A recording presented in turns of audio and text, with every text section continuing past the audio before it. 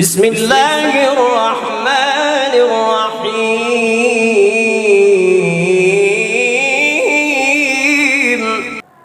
جی ہاں، دعائیں قبول کیوں نہیں ہوتی؟ آج ہر مسلمان، عالم، جاہل، غریب، مالدار، شہری، دیہاتی، مرد، عورت، سب ہی پریشان ہیں، اور سب کو یہی شکایت ہے کہ ہماری دعائیں قبول کیوں نہیں ہوتی۔ یہ شکایت پہلے لوگوں کو بھی تھی، چنانچہ اسی طرح کی ایک شکایت اپنے وقت کے ولی کامل حضرت ابراہیم بن ادھم رحمۃ اللہ تعالی علیہ سے بھی کی گئی کہ ہماری دعائیں قبول کیوں نہیں ہوتی، اور دعائیں قبول نہ ہونے کی وجوہات کیا ہیں۔ حضرت ابراہیم بن ادھم رحمۃ اللہ تعالی علیہ نے 10 وجوہات بیان فرمائی ہیں جن کی وجہ سے ہماری دعائیں قبول نہیں ہوتی۔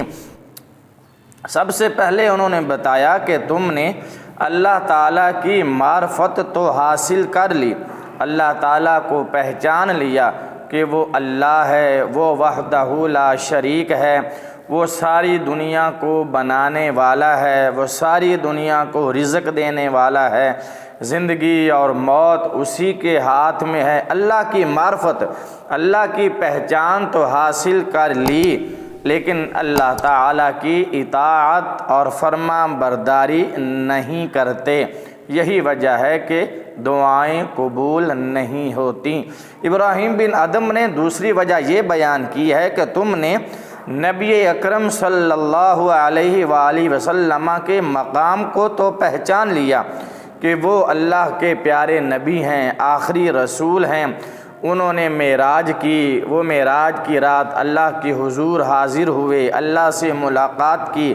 اللہ نے آپ کو ساری دنیا کے لیے، تمام جہانوں کے لیے رحمت للعالمین بنا کر بھیجا ہے۔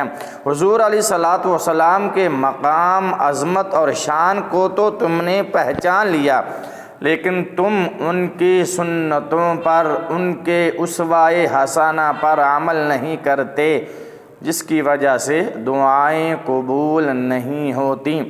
تیسری وجہ ابراہیم بن ادھم فرماتے ہیں کہ تم نے قرآن کریم کی عظمت کو تو پہچان لیا کہ یہ ذالک الکتاب لا ریب فیہ، یہ وہ کتاب ہے جس میں کوئی شک نہیں، تبیانا لکل شیء، اللہ نے ہر شے کو قرآن پاک میں بیان فرما دیا ہے، ہر شے کا علم اللہ نے قرآن کے اندر رکھ دیا ہے۔ ھدی للمتقین، یہ قرآن متقین کے لیے، پرہیزگاروں کے لیے ہدایت ہے۔ قرآن کی عظمت کو تو تم نے پہچان لیا، مگر قرآن کی ہدایت پر عمل نہیں کرتے، قرآنی احکامات پر عمل نہیں کرتے، جس کی وجہ سے دعائیں قبول نہیں ہوتی۔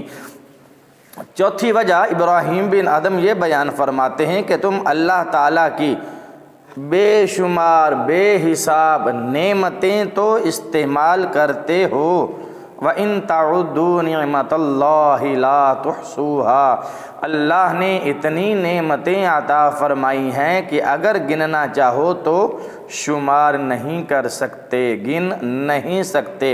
اور اللہ کی ان نعمتوں کو استعمال تو کرتے ہو، یہ ہوا، یہ پانی، یہ سورج، یہ چاند، یہ ستارے، یہ زندگی، یہ پھل، یہ فروٹ، یہ درخت، یہ رزق، یہ کھانا، یہ اللہ کی نعمتیں ہیں، ان کو استعمال تو کرتے ہو، لیکن ان کا شکر ادا نہیں کرتے، اللہ کا شکر ادا نہیں کرتے، جبکہ اس کا فرمان ہے لَإِن شَكَرْتُمْ لَأَزِيدَنَّكُمْ، میری نعمتوں کا تم جتنا شکر ادا کرو گے میں تمہیں اس سے بھی زیادہ عطا کروں گا، تم جتنا شکر ادا کرتے جاؤ گے میں تمہیں عطا کرتا جاؤں گا۔ اللہ کی نعمتیں استعمال تو کرتے ہو پر اللہ کا شکر ادا نہیں کرتے۔ پانچویں وجہ دعائیں قبول نہ ہونے کی ابراہیم بن ادھم یہ بیان فرماتے ہیں کہ تم نے جنت اور جنت کی عیش و عشرت کو تو جان لیا کہ جنت میں حوریں ہیں، جنت میں غلمان ہیں، ہر مسلمان کو 70 حوریں ملیں گی۔ کوئی پھل کھانے کا ارادہ کرو گے تو وہ خود ہی ٹوٹ کے تمہارے سامنے منہ کے قریب آ جائے گا، تمہاری ہر تمنا، ہر خواہش جنت میں پوری کی جائے گی۔ تم نے جنت کی معرفت اور پہچان تو حاصل کر لی مگر اس کی طلب کی کوشش نہیں کرتے، نیک کام کر کے جنت حاصل کرنے کی کوشش نہیں کرتے، نماز پنجگانہ ادا کر کے جنت پانے کی کوشش نہیں کرتے، اور اللہ کی رضا، اللہ کے رسول صلی اللہ علیہ وسلم کی رضا حاصل کر کے تم جنت حاصل کرنے کی کوشش نہیں کرتے۔ یہ 5 وجوہات آج ہم نے بیان کر دی ہیں۔